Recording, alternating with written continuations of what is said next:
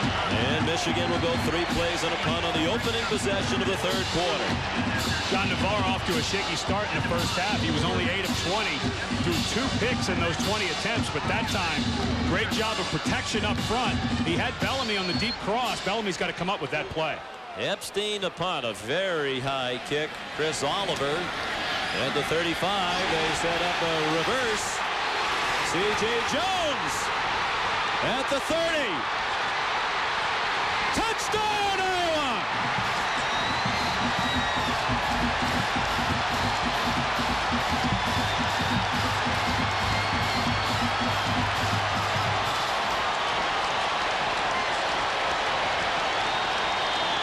They love the coaches now.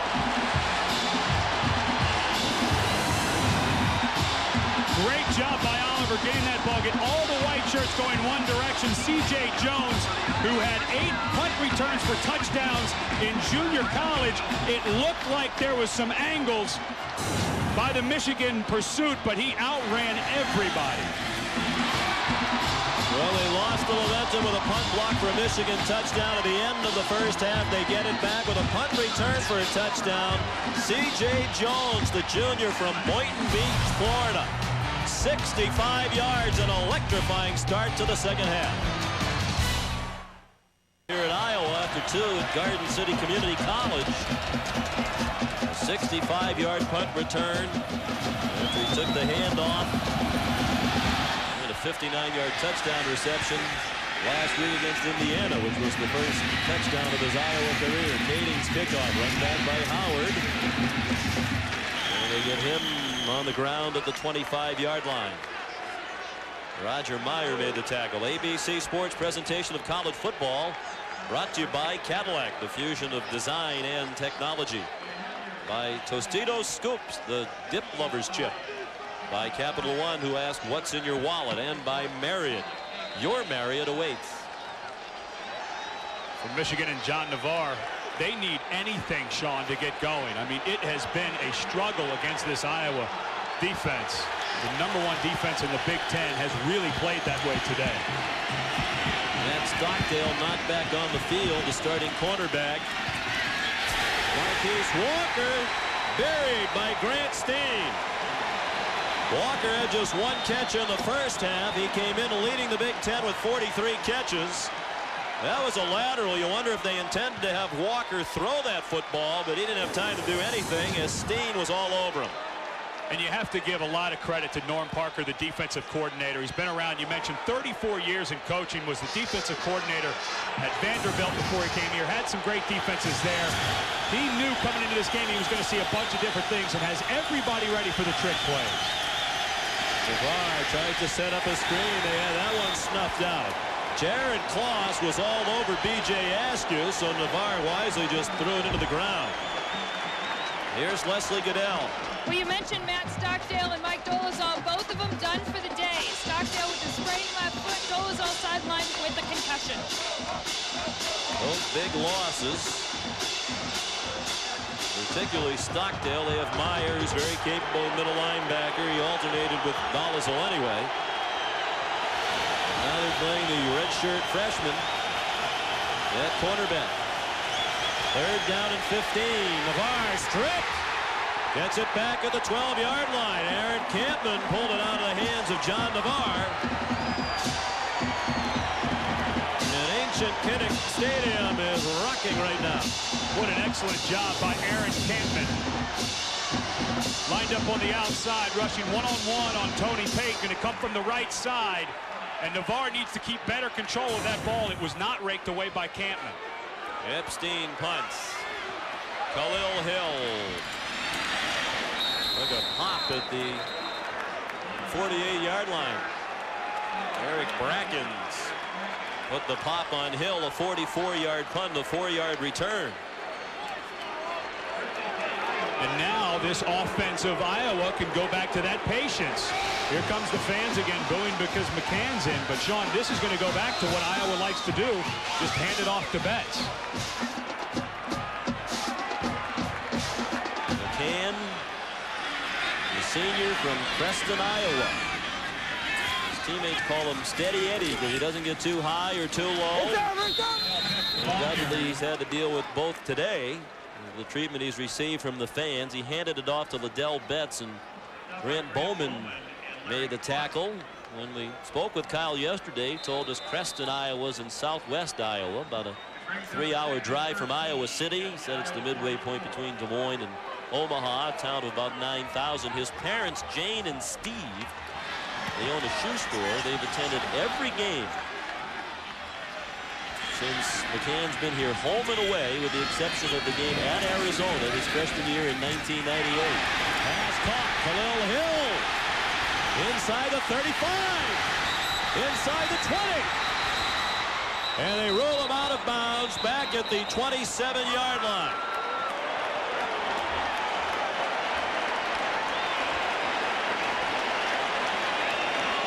And this is why the coaches talk about Hill up here at the top of your screen, Sean. Great job. You've got to make the tackle, but watch Dallas Clark hustling downfield, gets a KO block on number 24, Charles Drake, and springs Hill, and if he stays in bounds, might get down inside the 20. But what a tremendous effort by Dallas Clark, the tight end, to peel back and make a block to spring Hill. 28-yard gain for the senior from Iowa City. Betts tackled by Larry Foote.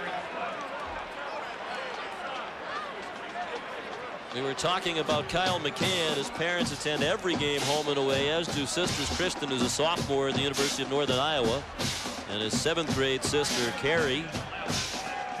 They all have season tickets. He said they have 10 other season tickets in their family, and they all get bounced around between grandparents and aunts and uncles and cousins and friends. So Kyle does have some people cheering for him in the stadium here today. At least 14 there. Jeremy Allen, the lone back. He takes the handoff. A flag down to the play. Allen down to the 25-yard line. Larry Foote made the primary hit, and Victor Hobson helped finish Allen off.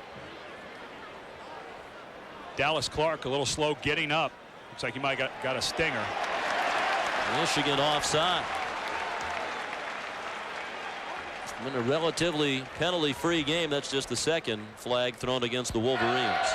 Offside defense. 5-yard penalty from the previous spot. Replay, second down. And Lloyd Carr agitated. They're coming off a bye week after their victory against Purdue 2 weeks ago. And in each of the last 2 seasons, Michigan has lost a game coming off the bye week. He said they tried to keep things like a regular week last week to change that around, but losses to Illinois and Northwestern after an open week the last 2 seasons have been very costly to Michigan in the Big Ten. 2nd and 6. McCann throws incomplete. Intended for C.J. Jones. Todd Howard had the coverage. That time Jim Herman, the defensive coordinator, brought some pressure right in the face of McCann. Had a cornerback sneaking around, brought somebody off the corner. McCann had to throw that ball much earlier than he wanted to. Herman just trying to make anything happen good for Michigan right now on the defensive side of the ball.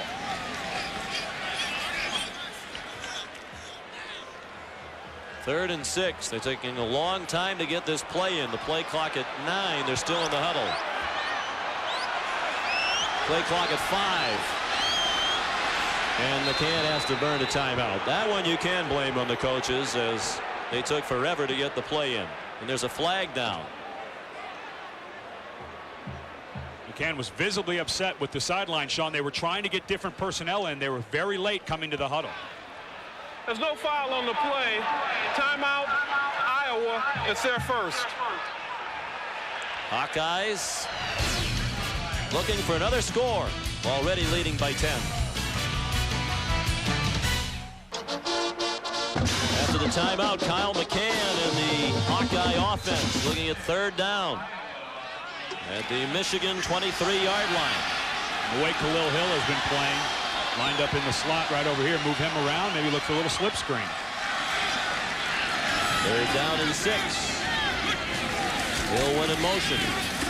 McCann in the design rollout looking for Hill. He's open. The ball not well thrown. Hill was breaking open, but the ball was underthrown. And the field goal unit comes on for the Hawkeyes. Once again, Jim Herman, the defensive coordinator, tired of sitting in his base defense, got Larry Foote into McCann's face, made him throw it too quick. It'll be a 40-yard try for Kading. There's very little breeze in the stadium today after a very windy day yesterday as the cold front blew in. The long for Kading this season is 47, his career long 49. David Bradley the holder. That one is good. Second field goal of the day for Nate Kading. And the Iowa lead grows to 20-7. 9:35 left in the third quarter here. Let's check in at Times Square Stadium with John Saunders. Here on this Burger King update, Maryland will not give in to Florida State. Into the second half now. Bruce Perry, impressive run from 8 yards out. Maryland regains the lead at 24-21. Remember, they scored the first 2 touchdowns of the game before Florida State came back. Terrific ball game there, and a good one here as well. Iowa Hawkeyes trying to run their home winning streak to 6 in a row.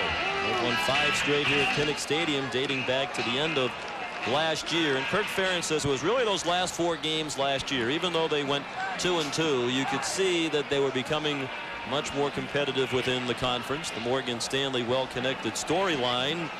Tough day for the Michigan offense. Navarre, who had thrown 2 interceptions all year prior to today, both in their only loss to Washington, has thrown 2 today, and Michigan has a total of just 102 yards of offense. Unbelievable effort by Iowa. They have seen everything Michigan has in their arsenal. They've tried some throws behind the line of scrimmage, double passes, and they've snuffed them all out.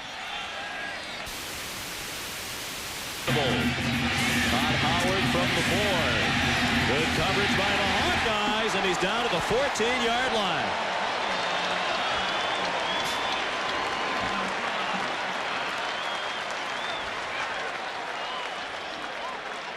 Iowa had been struggling on special teams, Sean, and they had to bring some guys, quote-unquote, out of retirement. Dallas Clark, Grant Steen, Matt Stockdale, who's no longer playing in the ball game, but they had guys that they couldn't trust on special teams, some young guys running out of their lanes, and they've really improved in the last 2 ball games. Well, we apologize to young Mr. Constantine, but they don't have a number 37 listed anywhere on their flip charts or rosters, so we were unable to identify him other than taking the name right off his jersey. But he made the tackle on special teams. B.J. Askew, the coverage, or the ball carrier rather, and Roger Meyer made the tackle.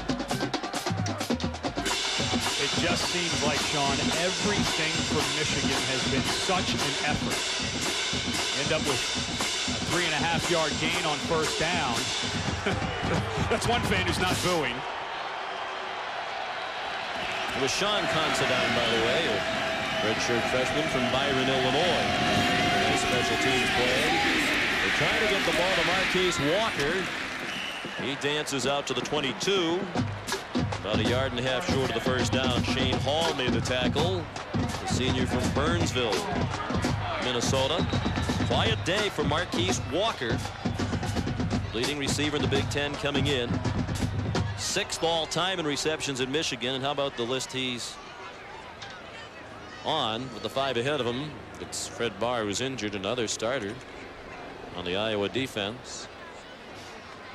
Anthony Carter, David Terrell, Ty Streets, Amani Toomer, and Desmond Howard all have gone on to the NFL. And Marquise Walker needed 28 starting today to catch Anthony Carter's school record of 161 receptions. He has 2 catches for 25 yards today. And Stan Parrish talked about, we've got to be patient, take what they give us so that we can get some shots down the field to Marquise Walker. But at some point, Sean, with nothing going right on offense, you just got to throw it on the field, let him get down the middle in a seam, because Matt Stockdale is down. You've got that redshirt freshman out there. Try to get some motion and some one-on-one matchups and throw one down the field. Marquise Walker, senior from Syracuse, New York, grew up not far from the Syracuse University campus, went to Henniger High School, a prolific high school receiver. He was the first sophomore in New York State history to be first-team All-State at 181 career receptions. in high school. That's the New York State record, and more than 3,000 yards receiving. He said he had a lot of pressure to go to Syracuse, but he wanted to get away and experience something else. And he said Michigan has been the perfect place for me. Chris Perry, the back, takes the handoff, running left on third and short, and he put his shoulder down and appeared to get the first down. He ran over Chigozie Igiazzi, who is the stand-in for Matt Stockdale. You might understand why his teammates call him Chick. His name's a little bit tough to pronounce. Remember, Norm Parker didn't even try it when we chatted with the defensive coordinator the other day. He said we just all call him Chick. He's a walk-on out of Prairie High School just up the road in Cedar Rapids, where he was the homecoming king at Prairie High School. And the same night he was named homecoming king, he went out and set the school record with 4 interceptions in one game. Chris Perry again driven back after a gain to the 27-yard line. Midway through the third quarter, Michigan trying to get the running game going, down by 13. Kevin Worthy, who came into the game when Fred Barr went out, will lead the gang tackling there for Iowa. I understand you don't want to completely throw away your game plan, only down 13 midway through the third quarter, but it's time to loosen the reins a little bit for John Navarre in this offense. You've got a big play receiver. You've got to start trying to get the ball down the field soon. Navarre deep drop, and he is sacked back at the 20-yard line. Well, even with a lot of injuries on the defense, they're still covering well. That was Joseph Usselman, the senior from Arena, Wisconsin, another former walk-on with the sack. Usselman right here in the middle of your screen. He's a change-up type rusher. Because he's a defensive end by trade, they can move him in when they're in their dime or nickel packages. And he's got the quick moves. He was blocked early, but his motor never stopped. Navarre just never had a chance to throw it, Sean, because of the great coverage down the field that you mentioned. 6.5 left third quarter. Norm Parker's defense stymieing this Michigan attack. Their only score was on a block punt for a touchdown. Navarre on 3rd and 15, going deep, up for grabs. Caught! Tyrese Butler tackled at the 3-yard line. His first career reception. And it was Igiazzi, the stand-in for Stockdale, who looked like he was in perfect position, but he stopped. The ball went over his head, and Butler, the sophomore from Indianapolis, with a 77-yard gain on his first career catch. These are the things that you need to learn as a freshman. Sean, you're right. Igiazzi was in perfect position to make a play on that ball. For some reason, stopped running with the wide receiver, and all had to clean it up. And I'm sure Igiazzi's coming off because now you're down on the goal line. But Norm Parker, that'll be the first man that he grabs to talk to. They certainly missed Stockdale on that play. Perry, touchdown, Michigan.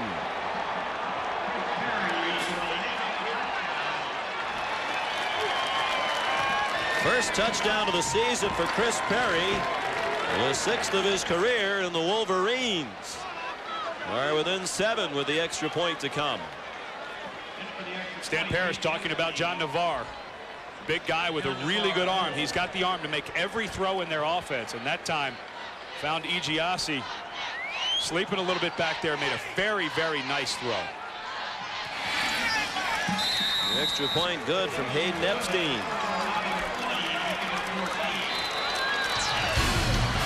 Big plays here in the third quarter. The latest by Michigan to set up the touchdown run by the sophomore Perry.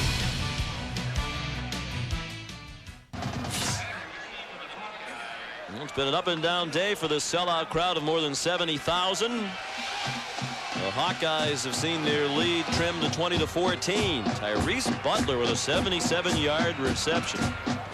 His first catch of his career.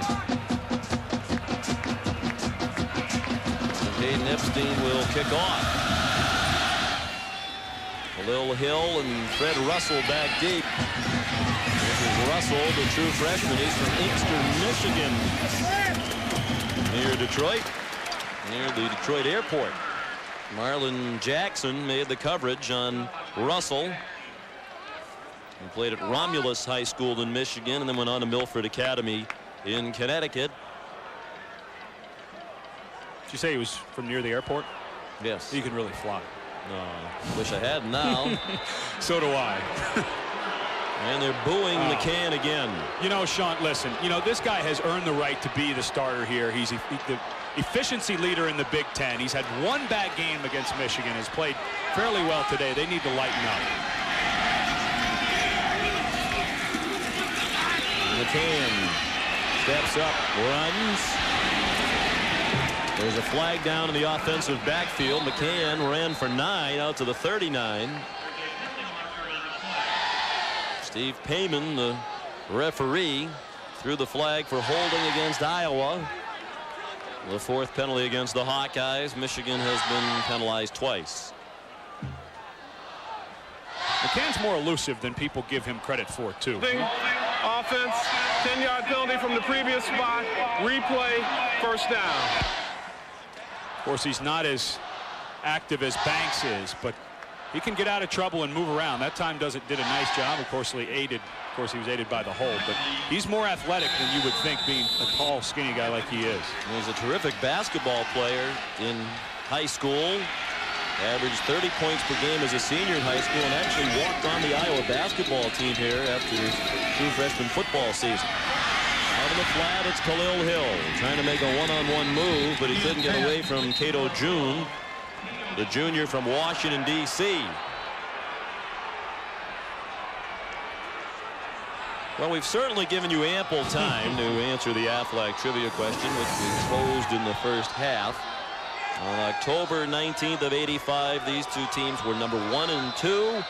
Iowa won the ball game 12-10 on a last-second field goal. Who were the quarterbacks? Chuck Long, Harbaugh. All right, let's see. Well, you cheated. No, I didn't. I knew Chuck Long, but Harbaugh was a guess. And I cheated. 2nd and 18. McCann throws. Nice catch on a high throw. C.J. Jones out to the 33-yard line. Todd Howard the tackle. It'll be 3rd down and 7. Trying to get anything back you can. Good job by the offensive line. This offensive line for Iowa, Kirk Ferentz said, was a lot like our defensive line last year, where we knew we had the guys to do it, but we just had to get them playing together. This is the 3rd game that they've been together, and Kyle McCann says it's really been fun to see them gel. There is Parents. As I mentioned earlier, been every game but one over his career. Jane and Steve. Big 3rd down. McCann throws, and it's intercepted. Picked off by Marlon Jackson, the true freshman, with his 3rd interception of the season. That leads the team. He was looking for Khalil Hill. Michigan takes over 1st and 10 in Iowa territory near the 35-yard line. And that's just a fantastic job by a true freshman, Marlon Jackson. What they've done all year long with their cornerbacks, they have 3 guys that rotate in there as they make them compete during the week, and Marlon Jackson has really stepped up in the last couple weeks. A great read on the ball by him. Navarre, touchdown would give him the lead. He's going for the end zone for Walker, batted down. Benny Sapp with a fine defensive play.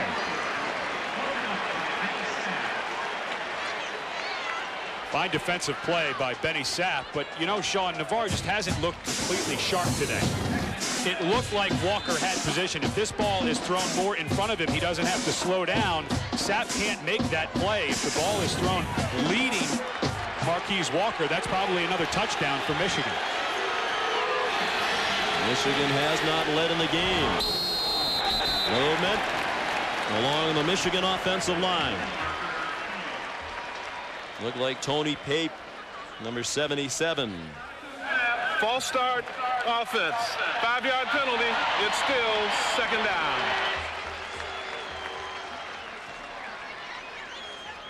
Now you get to a point as Stan Parrish where you have to think, get half of it back so you can get into a 3rd and short. No need to go for anything big. You have to get something that gets you into a 3rd and under 6 yards so you have a makeable 3rd down.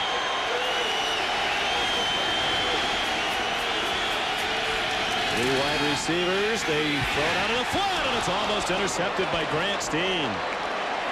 He saw that coming, got an arm up to knock the pass down. It stayed in the air, and he almost picked it off. Intended for Ronald Bellamy. You know, this is the second time today, Sean, that Steen has made an incredible play on this exact same play. Seymour, the tight end, goes and tries to block Steen. The ball's thrown behind the line of scrimmage. So in college, right there, 81 can block downfield. But Steen, an excellent job reading the flanker screen coming inside. Navarre on 3rd down and 15. Throws, and it is caught by Walker for a first down for Michigan at the 21-yard line. What a great job by Marquise Walker. As he comes out of his break, he gets pushed by Fred Barr, almost goes down, uses great balance to get his body back in there to make that catch. Gain of 18 on 3rd and 15.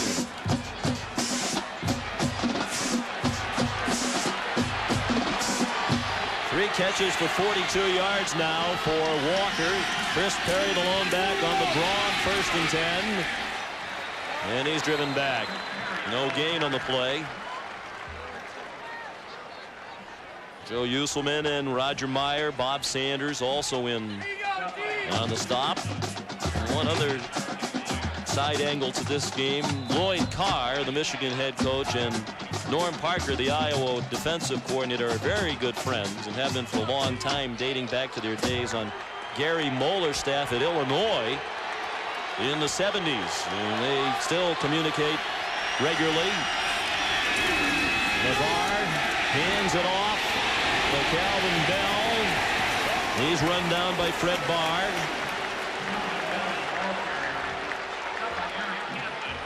Short gain on the play.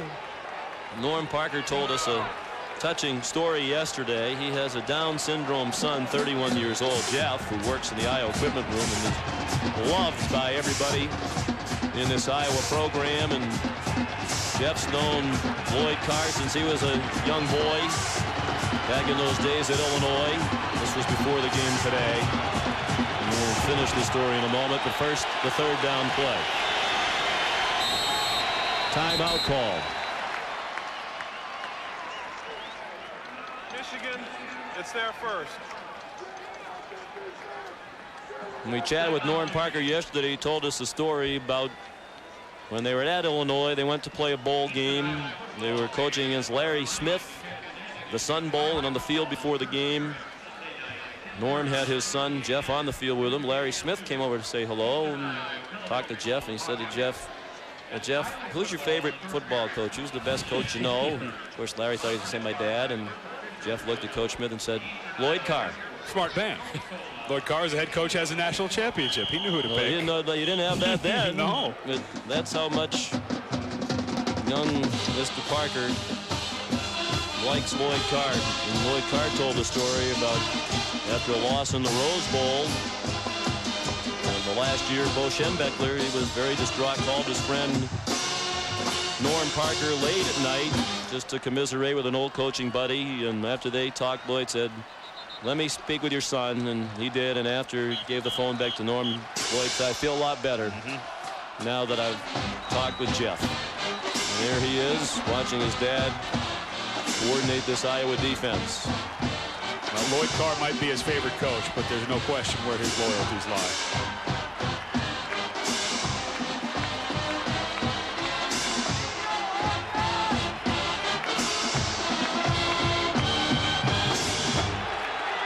Third down, Michigan.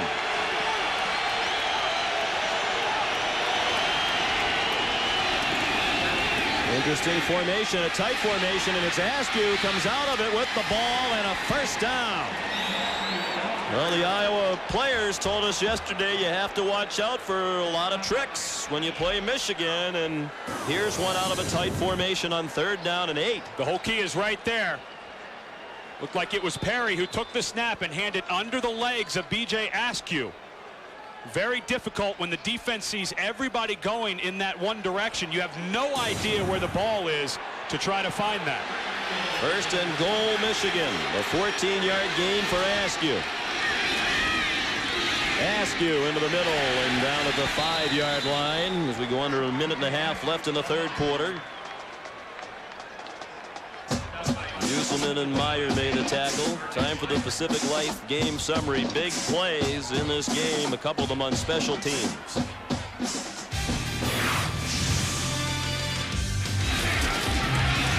Kading at his punt blocked in the end zone.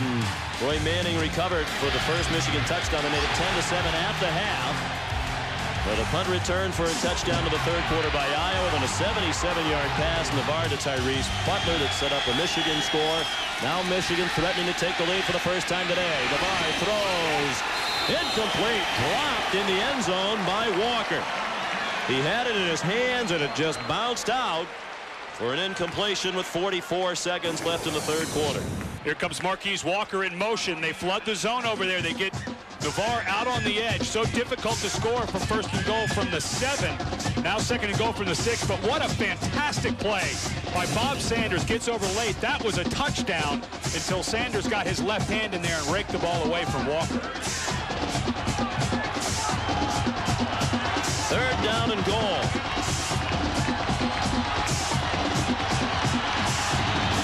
Play clock at 5. Play clock at 1 as they snap it. Navarre, all kinds of time to the end zone. What a catch! Touchdown, Walker! Making up for the drop in acrobatic fashion.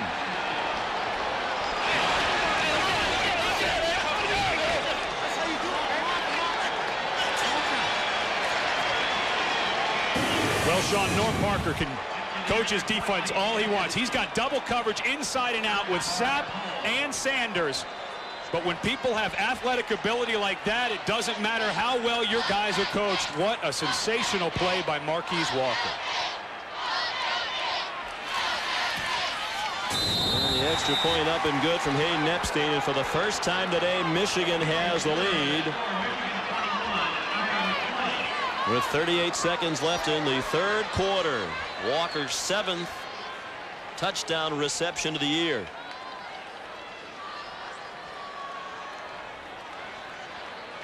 Let's get an update now from Times Square Stadium. Here's John Saunders.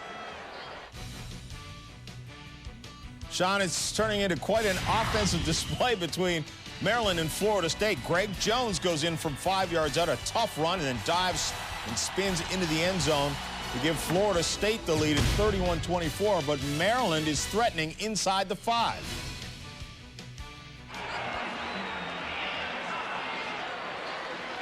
Here it's Michigan by 1. John Navarre has thrown at least one touchdown pass in every game this season now. He came into today's game having thrown for at least 200 yards in every game this year except one, 187 in their win against Illinois. He's thrown for 184 yards today. Finally got something going, Sean, when they were able to throw the ball downfield. The big throw to Tyrese Butler seemed to get him back into a rhythm that was missing for basically the first 3 quarters of this ball game. And will Kirk Ferentz stick with Kyle McCann when Iowa goes on offense? And have moved the ball on a couple of possessions with Brad Bank. They've been a little more stagnant offensively with McCann at quarterback. Fred Russell. The freshman runs it back to the 26. Things got near Halloween, little trickery. All the offensive linemen standing up. The defense cannot see where the ball is, and there it comes over to the left. It was handed under the legs by B.J. Askew. A play very similar to what Tommy Bowden ran down at Clemson earlier this year. And then just athletic ability, Sean. You cannot overcome this if you're a defense, even when you're in great position like Iowa was there. Doesn't matter when you have a player like Marquise Walker. Well, the fans have received their wish. Brad Banks, the quarterback. Play action pass, and it's batted down by Larry Foote. Trying to get Dallas Clark, who had a shoulder stinger earlier in the game, back into the offense. He's so effective. And they run that little play action to the left, and he runs and drags right in front of the quarterback. That time Banks not able to get the ball over the defensive end.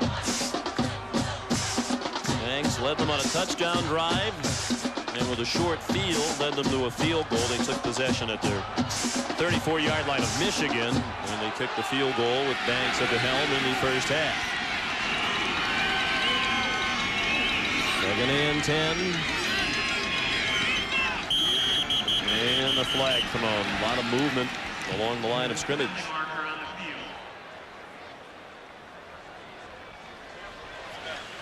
Thrown when Dallas Clark went back into motion. Maybe an illegal procedure by Iowa.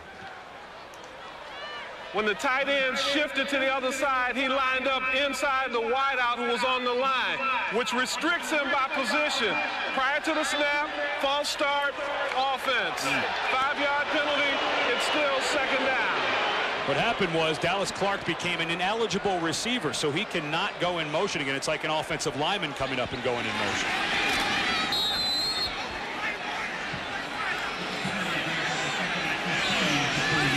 11-down career of Kyle McCann continues. Hooked in the final minute of the third quarter. For Brad Banks. Second and 15. Banks throws, caught. Khalil Hill out of bounds, short of the first down. At the 34-yard line, we saw that strong arm from Banks in the first half, and he threw a bullet on the run there. Charles Drake pushed Hill out of bounds. He's got that effortless motion, too. It doesn't look like it takes him a lot. He doesn't have a big, long arm motion. It's that little wrist flick. I have to wonder who was the quarterback when he was a freshman in junior college that he had to play wide receiver, because he has a special arm at quarterback. He's the cousin of the wide receiver C.J. Jones, who scored Iowa's touchdown on the punt return. Third down and 2. Banks could run for the first down. Oh, he ran out short of the marker. It looked from here that he ran out short of the marker when he had a chance to put his head down and run for the first down.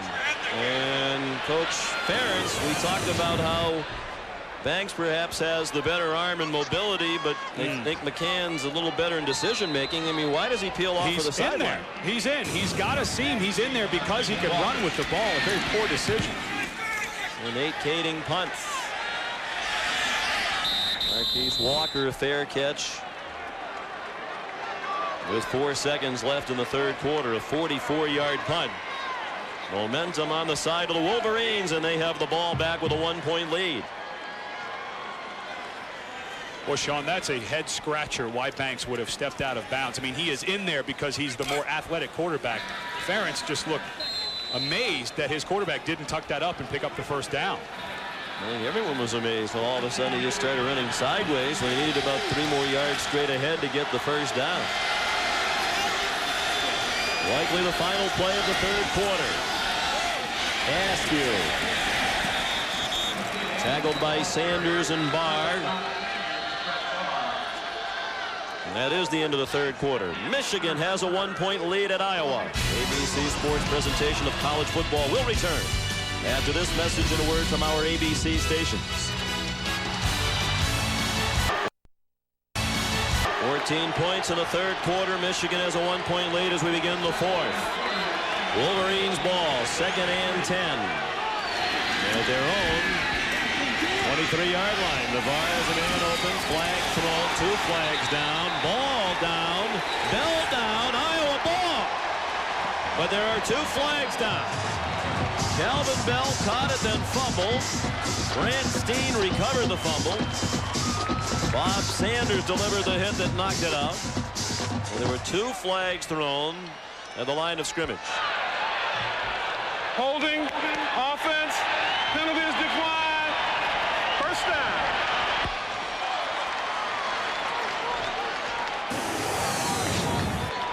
What a great job today by Iowa on defense. They have been so sound, even when things have started going right. Great job by the official to realize that ball was knocked out by Igiasi. The guy who was burnt for the 77-yard pass earlier got his left hand in there and knocked the ball out of the hand of Calvin Bell. And Bob Sanders is still down on the play.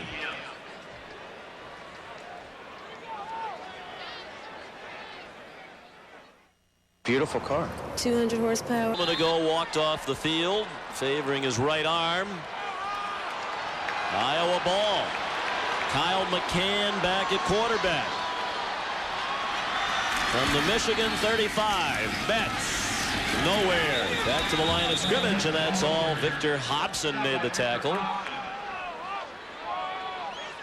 Well, it's been a revolving door at quarterback today for Iowa. An up and down day for McCann, 8 out of 13. 82 yards. Banks 5 out of 8. But the whole reason they had Banks in to begin with, because of the ability he has to get out on the edge and run with the ball on the boot. In that last series, when he mysteriously slowed down and went sideways instead of diving forward for the first down, obviously put McCann back in the game. Well, the tight end, Clark, flinched again. And Iowa's penalized. Prior to the snap, false start, offense. 5-yard penalty, it's still second down.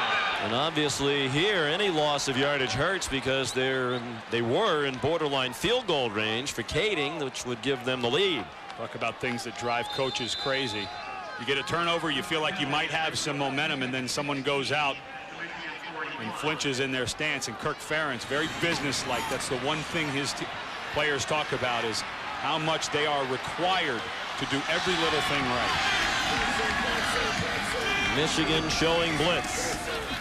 McCann throws a very short gain to the tight end Clark. Forward progress to the 37-yard line. Eric Brackens drove him back. Once again, here's John Saunders at Times Square Stadium. Sean, UCLA was down to Stanford 31-7, but they're fighting their way back. Corey Paws out with a hand injury. Scott McEwen 23 yards to Mike Seidman for the touchdown. And suddenly the Bruins now with almost a full quarter to work with, down by just 10, looking to remain unbeaten. A topsy-turvy day in the top 10.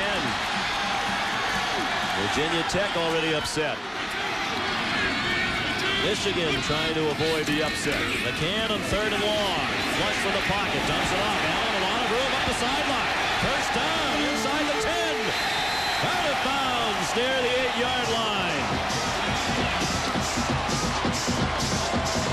30 yards on the gain on 3rd down and 13. And this is a play precisely why Kyle McCann is in the game. He gets flushed from the pocket. He knows that his receivers have everybody run off on that side of the field. And although he has to dump it off, Allen's such a good athlete with that much room, able to pick up the first down. A great decision by Kyle McCann. Charles Drake pushed Allen out of bounds. 1st and goal, Iowa. 13 minutes left. Michigan leads by 1.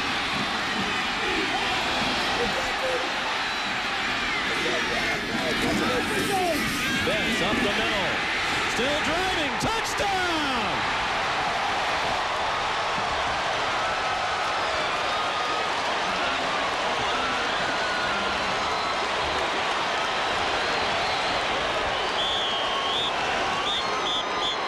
Kading had run on the field, the kicker, but they pulled him back off, Sean. They have to go for 2 here. Well, it's not a definite at this point in the ball game, but they're going to try to go for 2 and get a 7-point lead. Boy, you got to feel for Drake. You've got a 240-pound fullback blowing you up, and you have a 215-pound running back behind him. He didn't have a chance. That was just what they say. We're going to have a Big Ten game here. That's Big Ten. They're going for 2 to try to go ahead by 7. They lead by 5 right now, 26-21. McCann with a lot of time. Throws. Flag down. Pass interference. They were all over Dallas Clark, who still nearly caught the ball. It was Cato June, who was practically sharing Clark's number 44. So Iowa will get another crack at the 2-point conversion. Tough duty for your free safety, although he's a big free safety. Pass interference, defense. The ball be placed at the 1.5-yard line. Replay the try. On a 2-point try from the 3, you're pretty much limited to throwing or some kind of draw. Now, Iowa can try anything they want with a 1.5 yards, and with the way Liddell Betts has been running with Jeremy Allen, you can even try something between the tackles. That's back in there. Three wide receivers.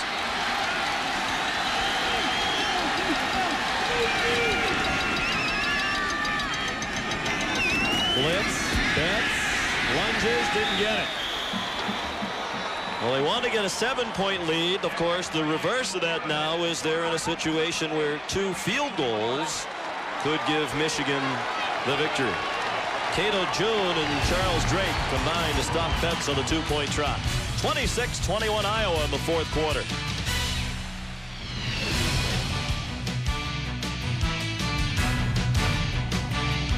In fourth game, leads by 5.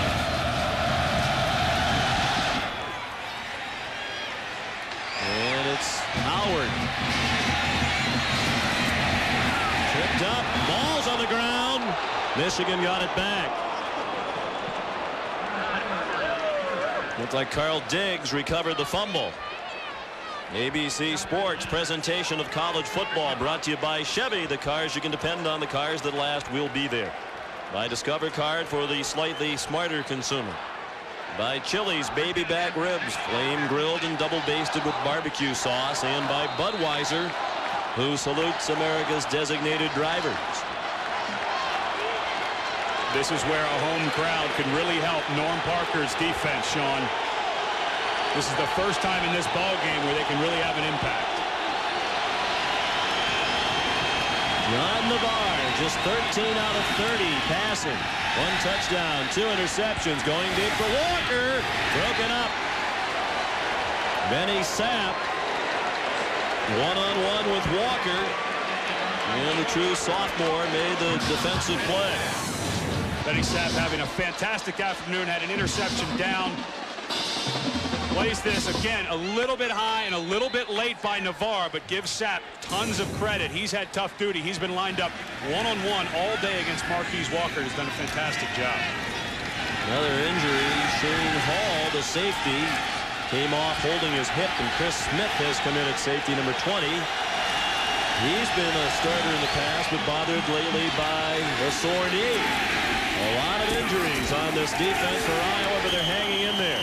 Askew banged out of bounds by Aaron Campman, the senior from Hesley, Iowa. We spoke with Aaron yesterday, and he told us that Hesley, Iowa is a town of 80 people in northeast Iowa.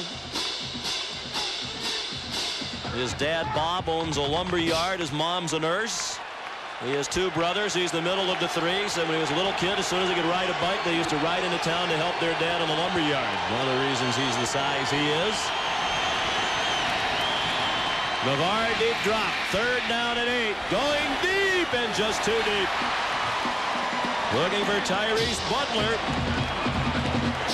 Aramis Harrelson, the reserve defensive back, had the coverage. They're giving him a shot now in Stockdale's stead after some problems of Egiazzi earlier.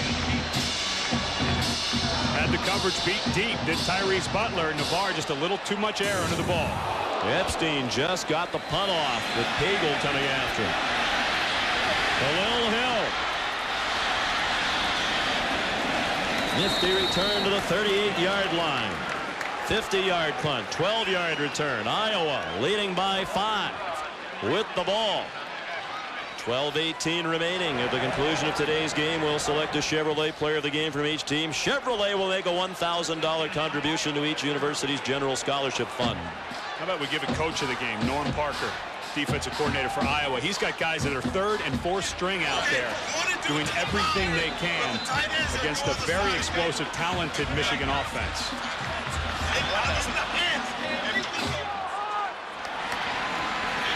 3 wide receivers.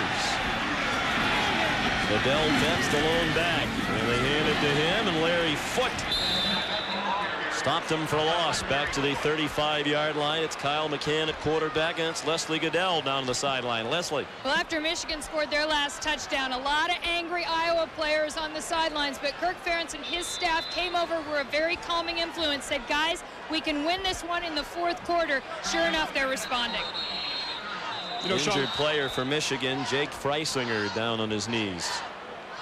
You were talking about last year, how those last 4 ball games for Kirk Ferentz's team why that was where he felt like things started to turn around. He said, you know, we were only 2-2. It's nothing to write home about. But we were in every ball game through the fourth quarter, and they had not done that here at Iowa. So now they're starting to get a little confidence. Iowa is, when they get into the fourth quarter against Big Ten teams, that they can compete till the very end. The tackle for Larry Foote, his 13th of the game, his 4th tackle for a loss. He now leads the nation with 18 tackles. Freisinger's had injury problems, played in only 1 game last year due to an injured right foot, a broken bone in his foot, the same bone he had broken in a pickup basketball game the previous winter. Both times he required surgery on his foot. This group's so good up front. Michigan back in the mid-90s switched from a 3-4 defense to a 4-3. Jim Herman, who started as a GA, the defensive coordinator, back in '86 and '87. And then he volunteered in '88 and '89, but Herman's been around, switch him to a 4-man front. They have such good depth up front.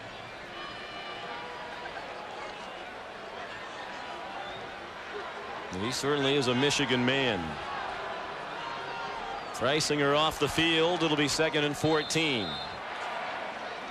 Clock running, 11:45 remaining in the fourth quarter. If time permits, stay tuned for the Thrifty Car Rental postgame report featuring scores and highlights from across the country with John Saunders and Terry Bowden. In Dodge in motion. McCann under pressure, steps up nicely, throws deep. It's up for grabs, and it is a battle won by Cato June. Looking for blockers. At his own 40. And out of bounds at the 49-yard line. McCann threw a duck, and Dodge almost ripped it away from June. A 31-yard return for June after his 2nd interception of the year. McCann, knowing that Dodge has the speed, Sean, but this ball floated, had good coverage by the safety. That was not a good throw by McCann, not a good decision, not a good release on the ball, and Dodge does everything he can to get it away, and a nice return by June.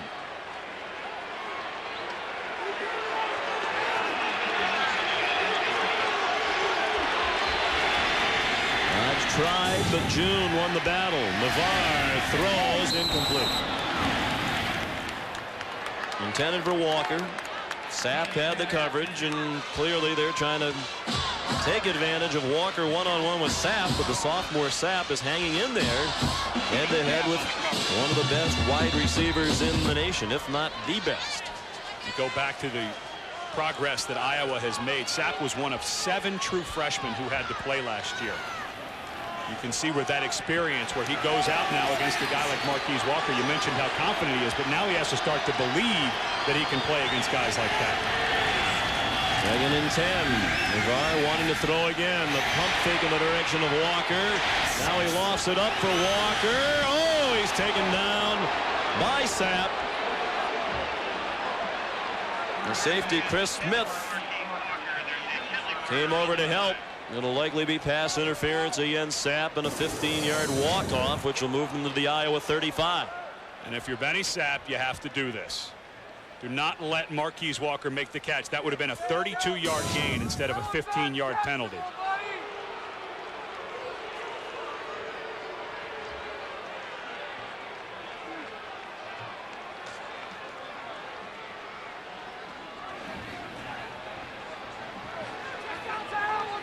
First and 10, Michigan at the Iowa 35, relying heavily on the passing attack. Lloyd Carr says, I want to be a better running football team, but that really has not happened today.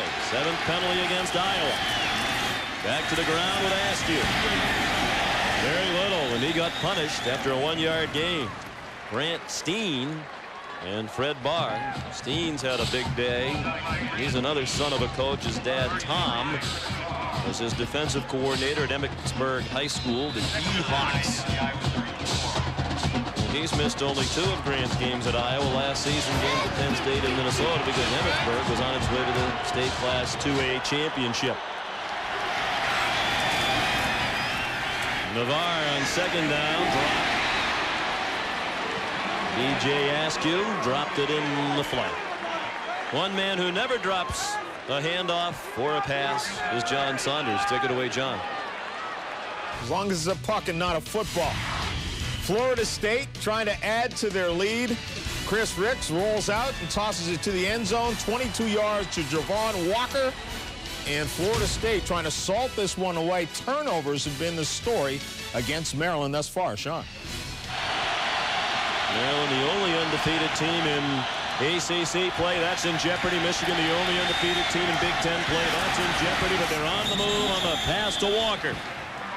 First down to the 21-yard line. Chigozie Giazzi made the tackle, but it's a gain of 13, and boy, they miss Matt Stockdale in that secondary for Iowa.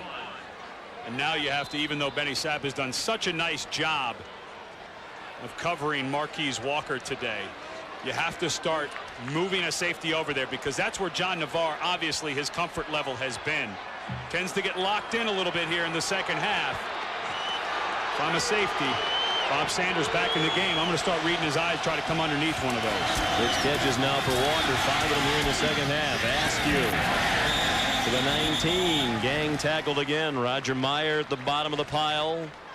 The safety Chris Smith came up to help finish him off. And the primary hit by Fred Barr. You know, Sean, we were talking about how well this Iowa team tackles. All the coaches talk about those last 4 ball games of last year. Well, that's when Bob Sanders, their strong safety, was inserted as a starter. He tackles everything, loves to play, loves to practice, and he brought everybody's level of play up when he was inserted last year with 4 games to go.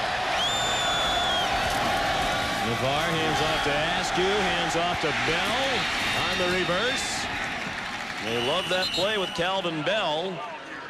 He's down to the 13. Roger Meyer tackled him. It'll be 3rd down and short, 3rd and 2. John Navarre trying to get downfield and throw a block. Actually does get a nice little block, and then gets his teammate land on his helmet for his effort.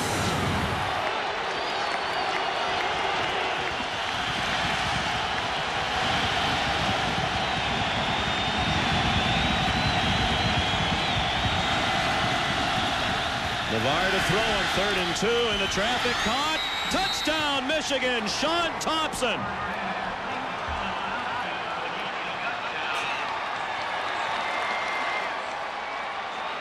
And now Michigan will likely go for 2 to take a 3-point lead. A 13-yard touchdown reception by Thompson.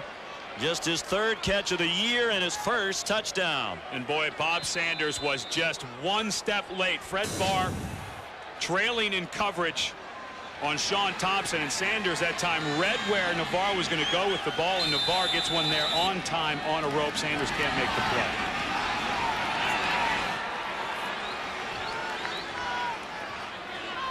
Thompson, a senior from Saginaw, Michigan, selected a co-captain by his teammates. Injured in the season opener last year against Bowling Green, missed the rest of the year. After knee surgery, he'll long be remembered in Michigan for the game-winning touchdown reception from Tom Brady in overtime as they beat Alabama in the Orange Bowl. Walker's wide open. How you can lose that man, I don't know, but Iowa did. The 2-point conversion for Michigan and a 3-point lead with 8:34 remaining.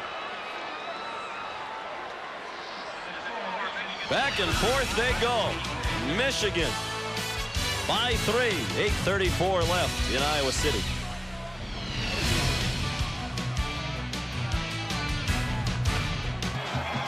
Aiden Epstein to kick off. Michigan leads by 3. 8.5 minutes left.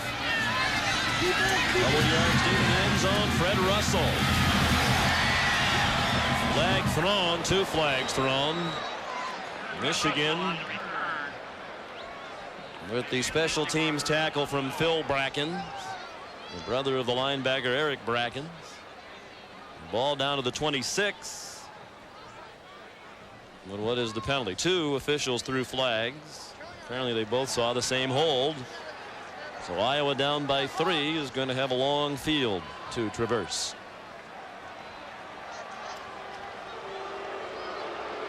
And the fans boo as McCann comes back in.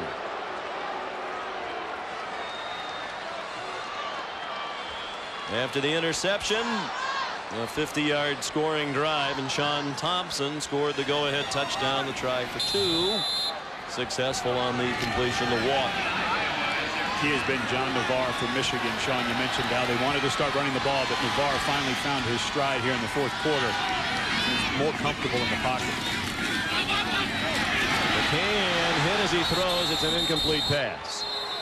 Hit by Shante Orr.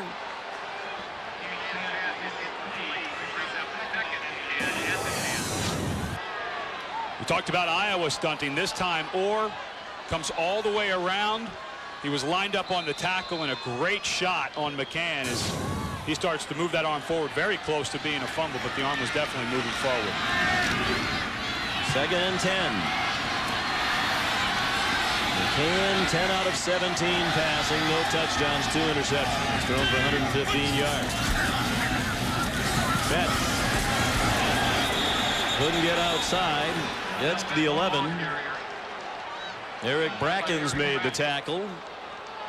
And you sense the uneasiness in the crowd. Deep in their own territory, Iowa deciding to go conservative, but the Iowa fans, obviously they want a different quarterback in Banks, but they want this offense to be opened up a little more. And now you have to. At 3rd and 9, you've put yourself in a position where you have no choice but to open it up. Last win for Iowa over a top 10 team was in 1996. Penn State then ranked number 10, 21-20. And quarterback Matt Sherman over the middle, incomplete. Intended for Chris Oliver and Larry Foote. Gave Oliver a pretty good stick after the ball clanged off his hands. Foote doing a very nice job dropping into coverage. Read it the whole way. He was running with Dallas Clark. That's what McCann saw. He saw him dropping into coverage chasing Dallas Clark, but he was in his zone.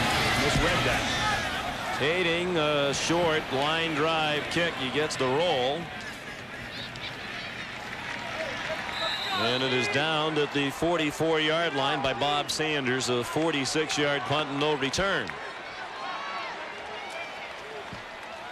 Time now for our Pacific Life game summary. And here in the second half, that Marquise Walker has been the man for Michigan. They had to start moving the ball around through the air because they have had no luck on the ground against Iowa. And there was the 2-point conversion to get to a 3-point lead by Marquise Walker.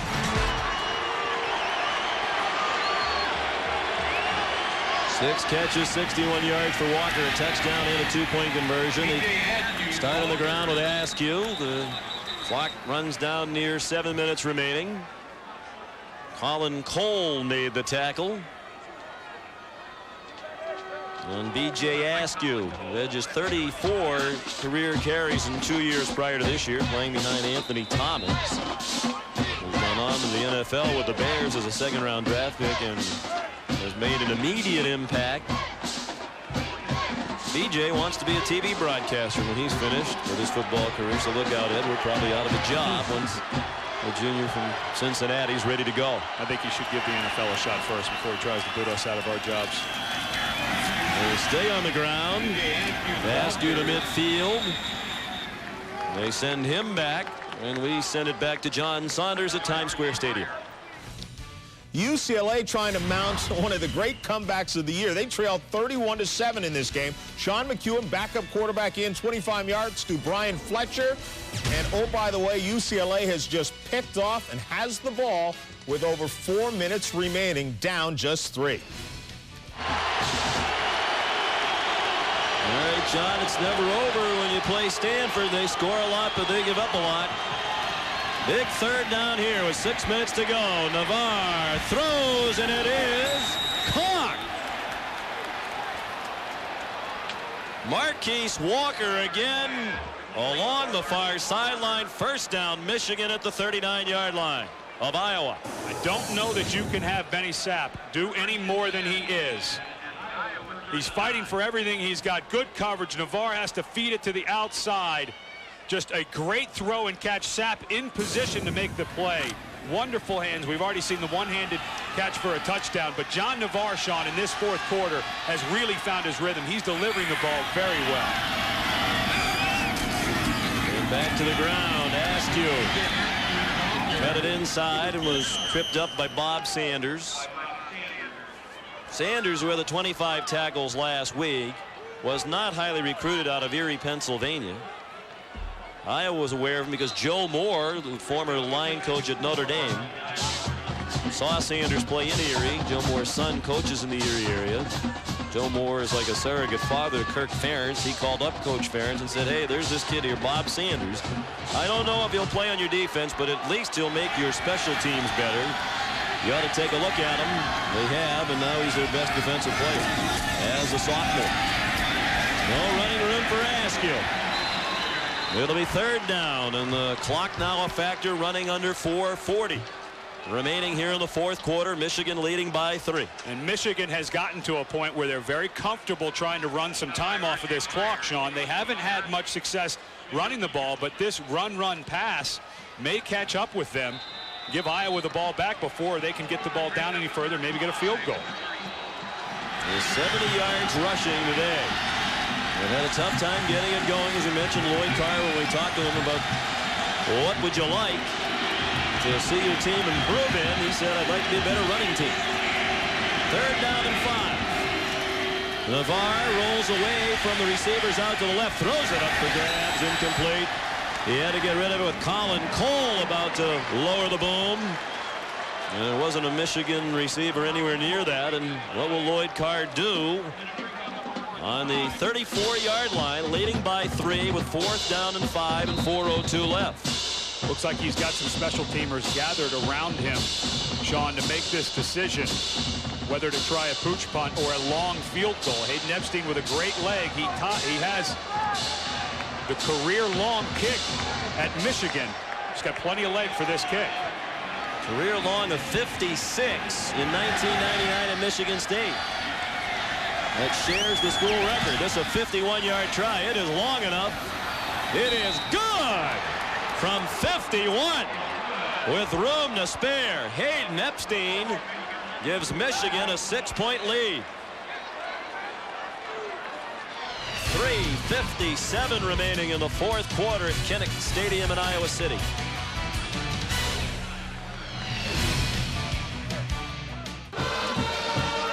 Sean McDonough, Ed Cunningham, Leslie Goodell back in Iowa City. Hawkeye fans hoping to see an upset and a victory that might demonstrate to folks around the country that the Hawkeye program is back. It's been a battle all day for Lloyd Carr and the Wolverines. They lead by 6 as they kick off with 3:57 left. Epstein, who just drilled a 51-yard field goal, kicks off in the end zone. Fred Russell, the freshman. Across the 25, flag down. They're killing themselves with penalties on kickoff returns. They started in the hole in the last possession. They will again on this possession. And who will the quarterback be? Looks like McCann.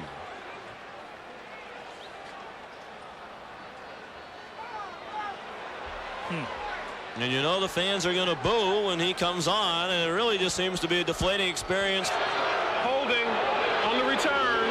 10-yard penalty from the spot of the foul. First down. You and I were talking at the break who we thought we would go in. We thought we might see Banks, but you're right, Sean. I mean, at some point, these fans just need to go with the decision.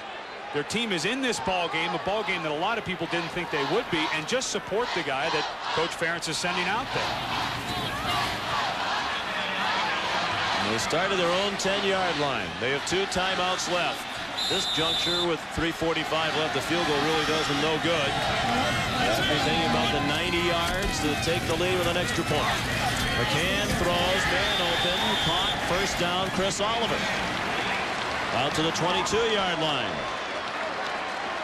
Now for Iowa, there doesn't need to be any kind of hurry up. You don't want to burn a lot of time. They still have 2 timeouts left, but if you're Jim Herman, the defensive coordinator for Michigan, Sean, remember earlier in the game when he started changing things up with a little bit of blitz. He's got a very good defensive line, but I would keep McCann honest. I would not let him sit back there and read zone the entire time and play too far off. 3 wide receivers. 2 to the left of McCann. First and 10 from their own 22. He has time. Pulls it down. Runs toward the sideline, out of bounds after a gain of 2. He looks a little gun shy sometimes, Ed. Throw it. And looks like he has men open. There's Banks looking on Monday Night Football, the Titans and the Steelers at 9 Eastern time. A big AFC Central showdown. 9 Eastern, 6 Pacific here on ABC. He's already thrown 2 interceptions on the day. The one was the really bad throw on his last one where he heaved it up there. And Ken O'Keefe, he gets him over to the sideline. He's just got to pull the string on it and let it go. Khalil Hill comes in motion. For the most part, the Michigan defense has done a good job on him. McCann sings one. First down. C.J. Jones out to the 35. The clock stops to move the chains. It'll start again on the reset from 3:27 remaining. Larry Foote made the tackle. So Iowa's moved from its own 10 to the 35.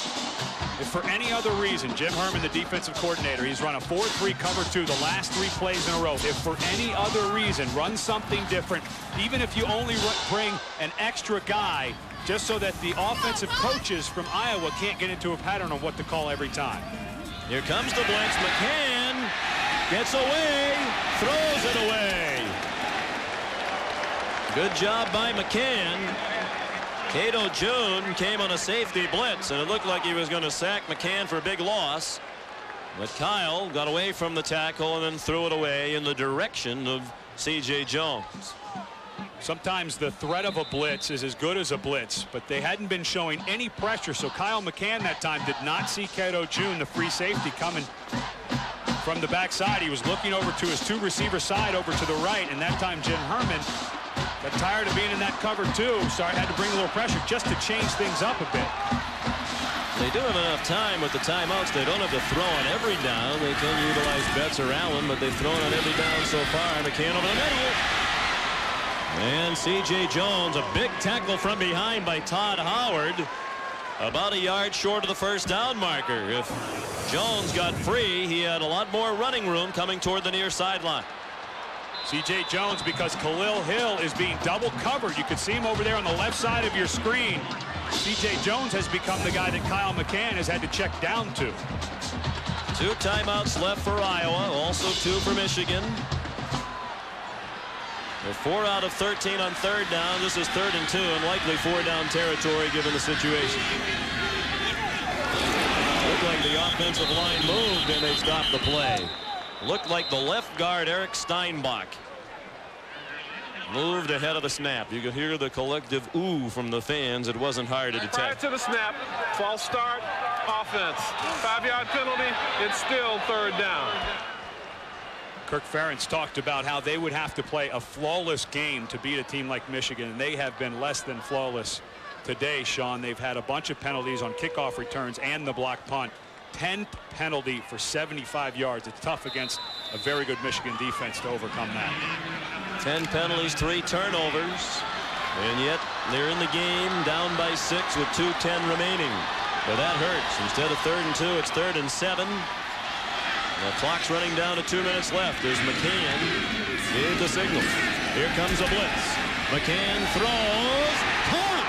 First down. C.J. Jones at the Michigan 48. Todd Howard went for the interception. Didn't get it. And if Jones could have found a way to stay in bounds, he was going to go a long way down that far sideline. 14 yards on 3rd and 7.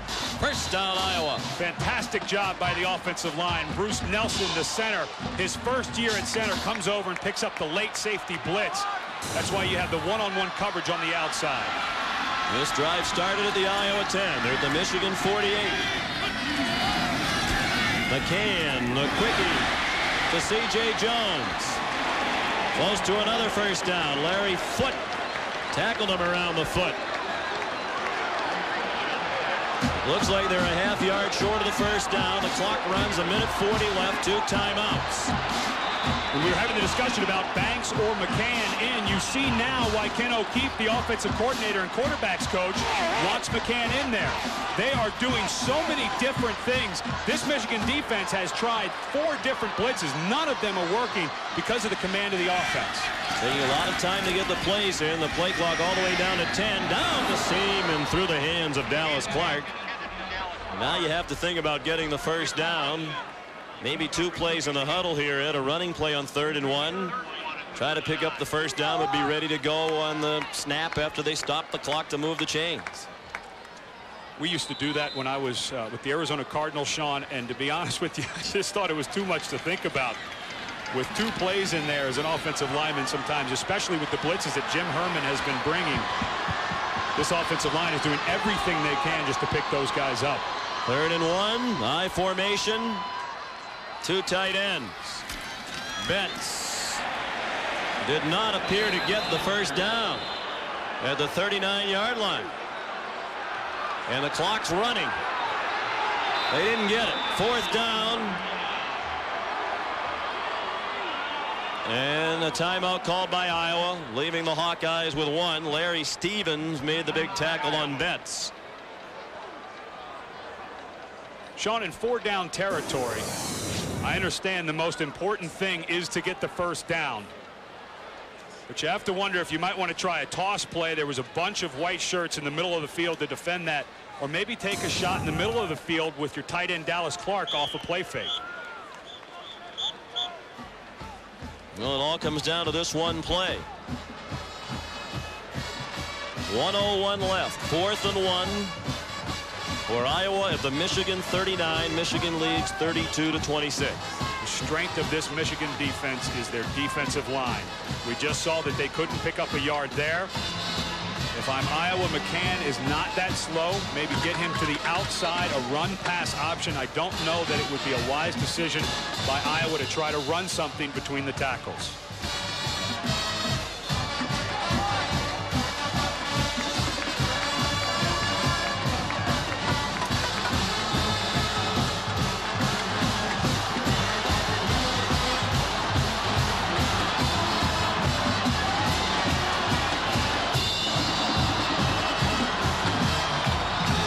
Convert situation for Iowa. On 4th and 1, Allen and Betts in the eye. 2 tight ends. Play action pass, and he overthrew it. He was looking for Chris Oliver, who was running open, and McCann's pass was too long. It was a great fake to Betts.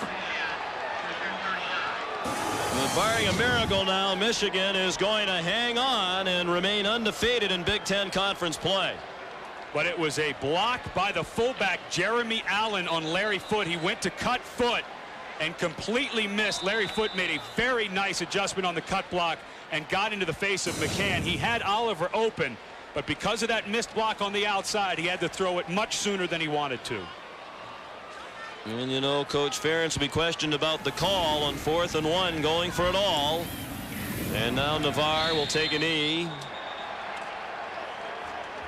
And Iowa will use its remaining timeout, but that's the last time they can stop the clock. The executive producer of ABC Sports is Howard Katz. Coordinating producer Bob Goodrich. Producer Bruce Clark. Our director today, David Kiviat. Beth Tura, our technical director. The associate producer, Eric Posman. Associate Director Craig Bigelow, computer statistician Jason Headings, graphics operator Lily Bess, production assistants Brian Robbins and Rick Cushman, our statistician Joe Sullivan, our spotter Chris Helen, and the director of production Bob Toms. Our thanks to all and the rest of our ABC Sports crew. Well, a valiant effort. For Iowa, it's going to come up just short. They'll fall to 4-3 on the season. And Lloyd Carr and the Wolverines will go to 6-1 overall, 4-0 in the Big Ten, and likely looking to move up from number 7 in the BCS with the loss of Virginia Tech.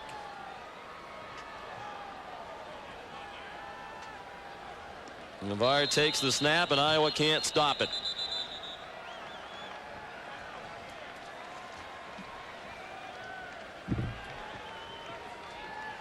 Next week, as part of our regional coverage, the Big Ten ball game at 3:30 Eastern Time will be Michigan and Michigan State. So your Wolverines can see your team, your Wolverine fans in action. You can see them right here against the Spartans on ABC Sports. Chevrolet players of the game. In recognition of their efforts, Chevrolet will make a $1,000 contribution to each university's general scholarship fund. Larry Foote with 15 tackles. C.J. Jones with the punt return and 5 catches are players of the game. Michigan survives a major scare here in Iowa City. Once again, the final score, Michigan 32 and Iowa 26. ABC Sports is online at ESPN.com. Keyword ABC Sports. Don't forget Monday night, it's the Titans and the Steelers on Monday Night Football. Now for Leslie Goodell and Ed Cunningham, Sean McDonough saying so long from Iowa City, Iowa. This is ABC Sports, continuing the tradition of excellence.